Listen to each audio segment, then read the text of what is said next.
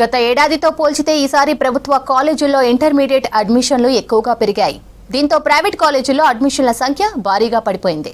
సర్కార్ కాలేజీల్లో సౌకర్యాలు, విద్యా బోధన మున్పటి కంటే మెరుగ్గా ఉండటంతో ఎక్కువ శాతం మంది విద్యార్థులు ప్రభుత్వ కాలేజీల్లో చేరారు. విద్యార్థుల తల్లిదండ్రులు కూడా సర్కార్ కాలేజీల్లో చేర్పించేందుకు ఇంట్రెస్ట్ చూపించారు. రాష్ట్రంలోని సర్కారు జూనియర్ కాలేజీల్లో అడ్మిషన్ల సంఖ్య పెరిగింది. మొత్తం 3292 ప్రభుత్వ, ప్రైవేటు జూనియర్ కాలేజీలు ఉన్నాయి. ఈ విద్యా సంవత్సరం 5,01,129 మంది ఫస్ట్ ఇయర్లో చేరారు. ఇందులో సర్కారు జూనియర్ కాలేజీలు 430 ఉండగా వాటిలో 92,117 మంది అడ్మిషన్స్ తీసుకున్నారు. అంటే గత ఏడాదితో పోలిస్తే ఈసారి 8,482 ఎక్కువ అడ్మిషన్స్ అయ్యాయంటున్నారు ఇంటర్ బోర్డు అధికారులు. రాష్ట్రంలో గవర్నమెంట్ సెక్టర్ కాలేజీలు 1,512 ఉండగా వాటిలో 94,641 మంది చేరారు.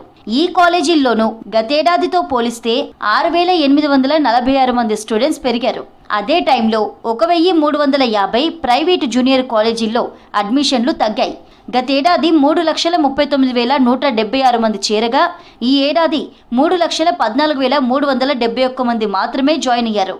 అంటే గత ఏడాదితో పోలిస్తే ఈసారి ఏకంగా 24,805 అడ్మిషన్స్ తగ్గాయి. ఏటా ప్రైవేటు కళాశాలల్లోనే ఎక్కువగా అడ్మిషన్స్ నమోదయ్యేవి. అయితే ఈసారి మాత్రం ఈ ధోరణిలో స్పష్టమైన మార్పు కనిపించింది.